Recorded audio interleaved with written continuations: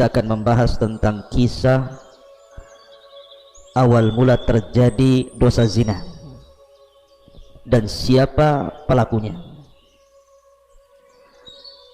Kemudian juga kisah tentang salah satu cucu Nabi Adam alaihi salatu wassalam yang hidup di 3 zaman kenabian. Apakah ini sebuah fakta ataukah hanya sekedar khurafat?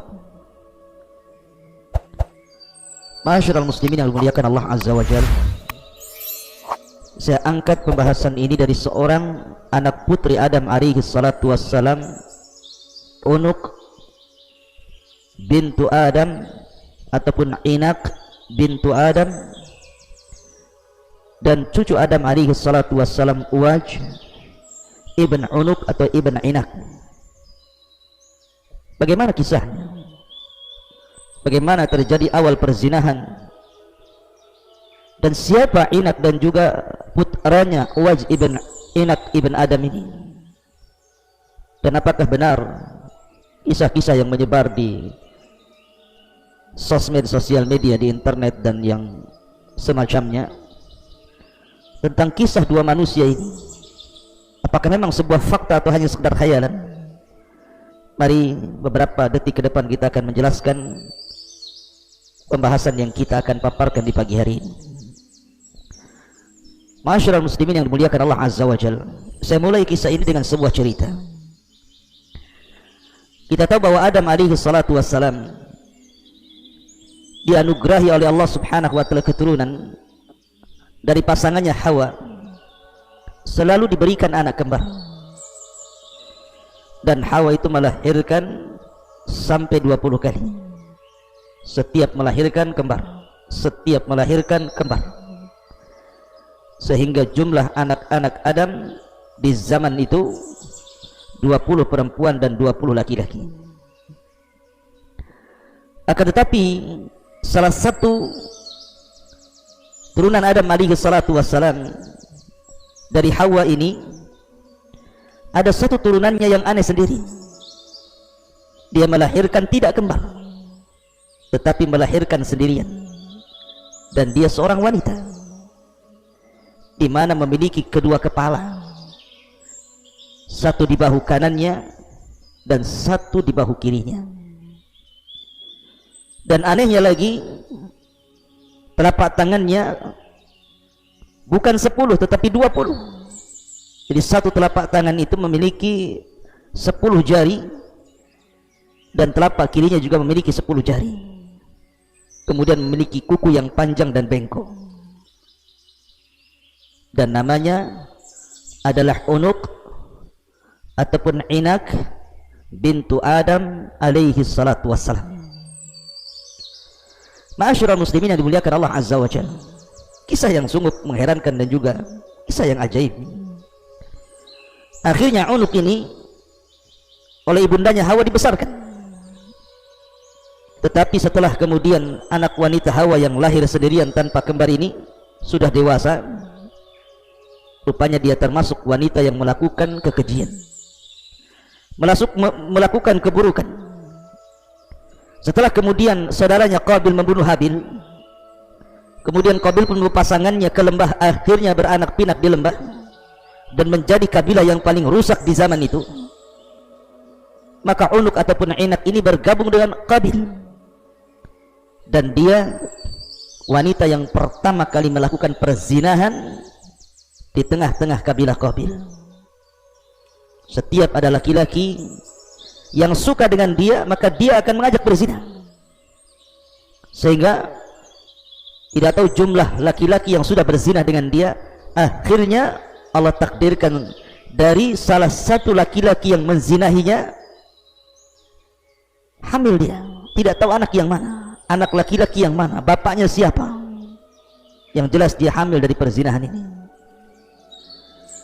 Ma'asyiral muslimin, dari sinilah kisah awal ternyata dosa zina itu dilakukan oleh salah satu putri Nabi Adam, namanya Unuk ataupun Inak. Bukan hanya itu saja, Nabi Adam alaihi salatu wassalam setelah diusir oleh Allah dari sorga ke bumi, dan diajarkan oleh Allah Subhanahu wa taala kalimat-kalimat supaya dirinya dan juga istrinya dijauhkan dari syaitan iblis. Akhirnya kalimat-kalimat itu ditulis dan digantungkan di leher Hawa supaya iblis tidak bisa mendekat. Lah oleh Inak ini dicuri kalimat-kalimat itu di leher Hawa ketika Hawa sedang tertidur. Dengan sebab itulah akhirnya dia pun mempelajari ilmu sihir, dan dikuasainya sihir menjadikan dia wanita yang zalim dan suka menyakiti manusia. Ma'asyiral muslimin yang dimuliakan Allah Subhanahu wa taala, maka ketika sudah terlalu banyak kerusakan yang dilakukan oleh Inak atau Unuk ini, maka Nabi Adam alaihi salatu wassalam pun berdoa kepada Allah Subhanahu wa taala, dan juga istrinya mengaminkan doa suaminya Adam agar Allah menghentikan kekejian kerusakan Unuk bintu Adam ini.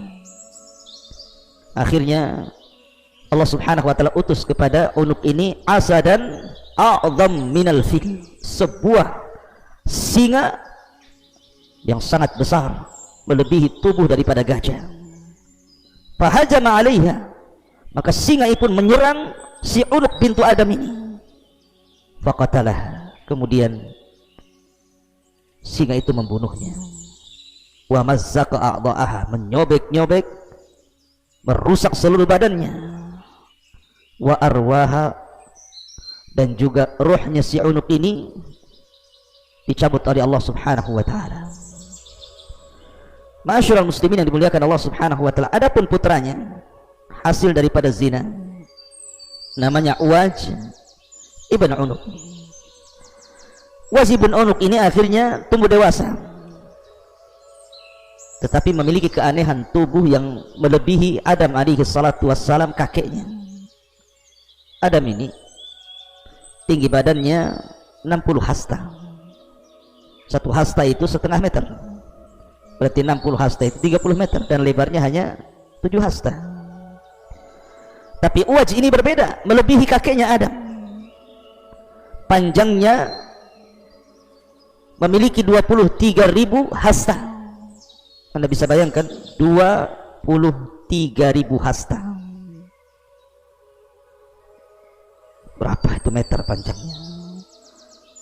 Berarti panjangnya itu 12.000 meter lebih, bisa sampai ke awan tuh. Lebarnya 330 hasta, panjangnya 23.000 hasta, dan lebarnya 333 hasta, dan usianya 300 ataupun 3.600 tahun, dan hidup di 3 kurun kenabian, Adam, Nuh, sampai di zaman Musa alaihi salatu wassalam. Dan diberikan kekuatan, jadi dia kalau berburu ke laut, dia menangkap ikan dengan tangannya, namanya ada ikan besar, ikan paus atau mungkin yang semacamnya, diambil dengan tangan kanannya, kemudian tinggal didekatkan dengan matahari, kemudian matang dimakan. Saking besarnya raksasanya ini, makhluk ini, Uwaj ibn Unuk ini. Jadi ngambil ikan di laut, tinggal ngambil, kemudian diangkat ke matahari dan dipanggang begitu saja, kemudian dimakan. Subhanallah.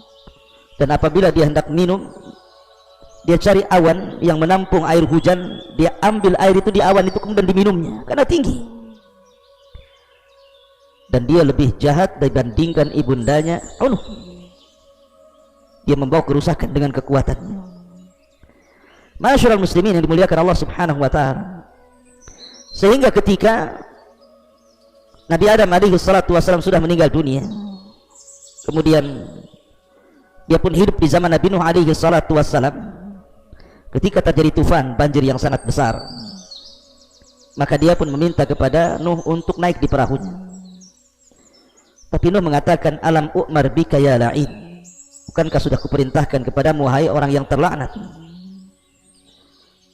Lah ketika itu air tufan tidak sampai menenggelamkan anak daripada Inak atau cucu Nabi Adam ini, tetapi hanya sampai lututnya. Bayangkan saking tingginya, saking raksasanya, semua manusia tenggelam, semua gunung tenggelam. Jadi tufan itu hanya sampai lutut si Uwaj ibn Unuk ini. akhirnya diselamatkan. Bahkan ada yang mengatakan bahwa ketika Nabi Nuh alaihi salatu wasallam hendak mengambil kayu untuk perahunya dan tidak sanggup diangkatnya, dia meminta kepada Uwais ibn Unuk untuk mengangkatnya, dan dia pun hidup sampai di zaman Nabi Musa. Ketika Nabi Musa alaihi salatu wasallam membebaskan Bani Israel sampai di Palestina, kemudian masuklah negeri Ariha. Lah Ariha ini tempat si Uwais ibn Unuk ini tinggal di situ dan memimpin negeri itu. Ketika Musa mengutus pasukan ke negeri Ariha itu, maka Musa alaihi salatu wassalam setelah mengutus itu, pasukan ini tertawan oleh tentara Uwais ibn Unuk ini sampai diikat. Ketika Uwais hendak membunuhnya, istrinya mengatakan, jangan, bebaskan saja, kembalikan dia ke pasukan si Musa itu, boleh jadi dia akan menceritakan kekuatan kita dan mereka takut. Akhirnya kemudian mereka menceritakan kepada Musa, dan Musa mengingatkan mereka agar jangan cerita kepada Bani Israel. Tapi karena mereka pengkhianat, mereka cerita juga kepada yang lainnya, sehingga seluruh Bani Israel dan pasukan yang hendak menyerang itu ketakutan. Dari sini kemudian mereka mengatakan perkataan yang masyhur, bahkan dicatat dalam Al-Quran, idhab anta wa rabbuka faqatila inna hahuna qaidun. Wahai Musa, kalau engkau hendak perang sana, ajak Tuhanmu perang berdua, kami duduk-duduk di sini. Buat apa kami harus menghadapi raksasa itu? Maka akhirnya kemudian mereka pun ditimpa azab karena tidak mau perang. Maka mereka pun akhirnya tidak bisa keluar dari negeri itu, dan negeri itu disebut Ardutih, negeri linglung, sampai 40 tahun. Setelah 40 tahun lewat, maka kelinglungan itu pergi, sudah tidak linglung lagi. Maka Musa memimpin untuk menyerang kaum ini yang ada Uwais ibn Unuk ini. Akhirnya kemudian tentaranya berhadapan dengan tentara Uwais, karena Uwais ini seorang raksasa besar. Dia pun akhirnya mencari batu yang sangat besar, cukup untuk menimpakan kepada pasukan Musa. Tetapi Allah kirim burung yang sangat besar, ada yang mengatakan hudhud. Kemudian dilemparnya oleh burung ini leher si Unuk ini, leher si Uwais ibn Unuk ini. Akhirnya batu itu pun jatuh. Maka Nabi Musa alaihi salatu wassalam kemudian memukulkan dengan tongkatnya mata kaki daripada Uwais ini, akhirnya tumbang. Kemudian dengan tongkat inilah Nabi Musa alaihi salatu wassalam membunuh Uwais ibn Unuk bintu Adam alaihi salatu wassalam. Ma'asyiral muslimin, begitulah kisahnya. Kisahnya cukup aneh, di antara kita baru mendengarnya. Namun apakah kisah ini sebuah fakta ataukah khurafat? Kalau seandainya ini sebuah khurafat, kenapa pula kemudian para ahli tafsir sebagian mereka menyebutkan kisah-kisah yang berkenaan dengan Uwais ibn Unuk ini? Sebut saja para ahli tafsir yang menyebutkannya. Di antara mereka adalah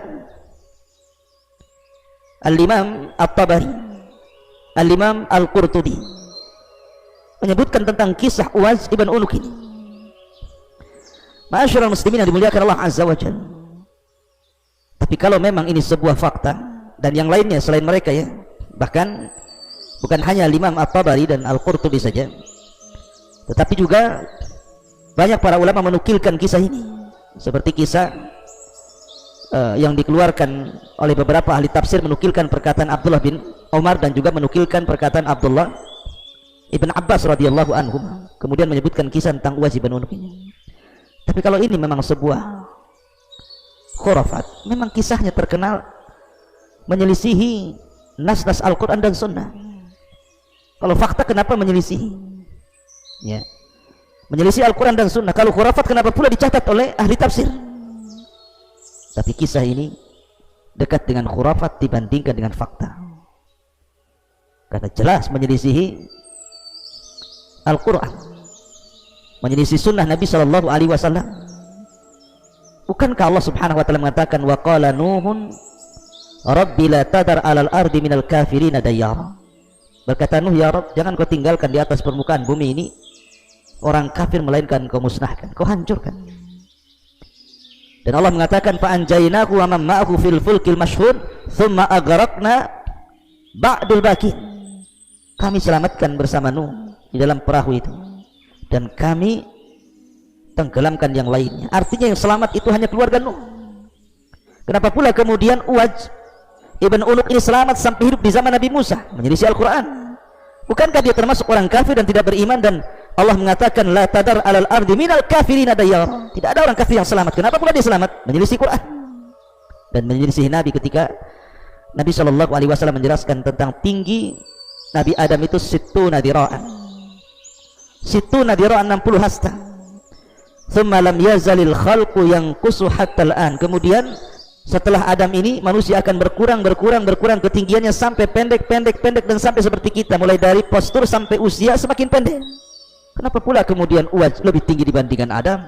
Bahkan yang lebih mengherankan, tingginya hampir sampai selangit, ya, sampai dikisahkan tadi tingginya itu sampai 23.000 dhira hasta dan lebarnya 333 hasta, dan usianya panjang sekali sampai 300 ataupun 3.600 tahun sampai hidup di kurun 3 nabi, mulai Adam, Nuh sampai Musa, mustahil, ya. Makanya Al-Imam Az-Zahabi rahimahullahu ta'ala, beliau mengomentari tentang riwayat-riwayat soal Uwaj ibn Unuk dan juga Unuk ini. Apa kata Imam Az-Zahabi dalam kitabnya Al-Mizan? Qisasun laisa yu'tamadu alaihi tarakahu ghairu wahid. Kisah ini tidak ada pegangan sama sekali, bahkan banyak ulama yang meninggalkannya. Imam Ahmad mengatakan kana yakdzib ala Wahb ibn Munabbah. Orang yang menceritakan kisah ini telah berdusta atas nama Wahab ibn Munabbih. Imam Bukhari mengatakan zahibul hadis, hadisnya tidak jelas. Ibnu Hibban mengatakan yada'ul hadis ala abihi wa ala ghairihi. Yang meriwayatkan hadis ini telah memalsukan hadis Nabi SAW terhadap bapaknya dan yang lain. Al-Hafidz Ibnu Hajar dalam kitab Al-Lisan, naqala Ibnu Abi Hatim an Ismail ibn Abdul Karim qala mata Idris wa Abdul Mun'im radhi'. Ada yang mengatakan bahwa yang karena yang menceritakan adalah Abdul Mun'im ini, dia mengatakan dari Idris sudah mati, sementara Abdul Mun'im masih menyusui. Bagaimana dia bisa mendapat kisah dari Idris? Ini terputus sanadnya. Kemudian Ibnu Ma'in mengatakan kadzabul hadis, yang meriwayatkan hadis ini seorang pendusta yang buruk. Al-Falas mengatakan matruk. Abu Zur'ah mengatakan wahil hadis, hadisnya sangat lemah sekali. Al-Hakim mengatakan zahibul hadis. Kemudian juga Ibnul Madini dan Nasa'i mengatakan laisa bi thiqatin, orang yang meriwayatkan tidak terpercaya. Dan banyak lagi para ulama yang mengatakan bahwa riwayat-riwayat soal Uwaj ibn Unuk ini riwayat yang tidak benar. Bahkan Imam Ibnu Qayyim mengatakan wa minal umur allati yu'rab biha kaunul hadithi mawdu'an an yakuna al hadithu mimma taqumu syawahidu sahihatu ala butlanihi ka hadisi Uwaj ibn Unuk at-tawil alladhi qasada wadi'uhu ta'na fi akhbaril anbiya. Kata Imam Ibnu Qayyim, termasuk perkara-perkara yang dikenal tentang keberadaan hadis itu palsu, seperti hadis yang tidak bisa tegak syawahid yang sahih atas kebatilannya, seperti hadis Uwaj ibn Unuk yang sangat panjang, yang dimaksudkan oleh pembuatnya, pemalsunya adalah mencela kabar para nabi. Mustahil. Dari mana mendengar kabar para nabi? Contohnya tinggi badannya dan lebar badannya. Ini mencela para nabi. Kemudian juga mencela Al-Quran, yang Allah mengatakan wa ja'alna dzurriyyatahu humul baqin. Yang selamat itu adalah dari keturunan Nuh, yang tersisa keluarganya, dari keluarganya. Sementara Uwaj ini bukan keluarga Nuh, dia anak daripada Unuk, putri Adam alaihi salatu wassalam. Dan banyak lagi keanehan-keanehan kisah ini, walaupun oleh sebagian ahli tafsir dicantumkan, tapi ini bagian daripada kisah Israiliyah. Oleh karena itulah tidak pantas kemudian seorang muslim menyandarkan kisah ini kecuali dijelaskan tentang kedudukannya.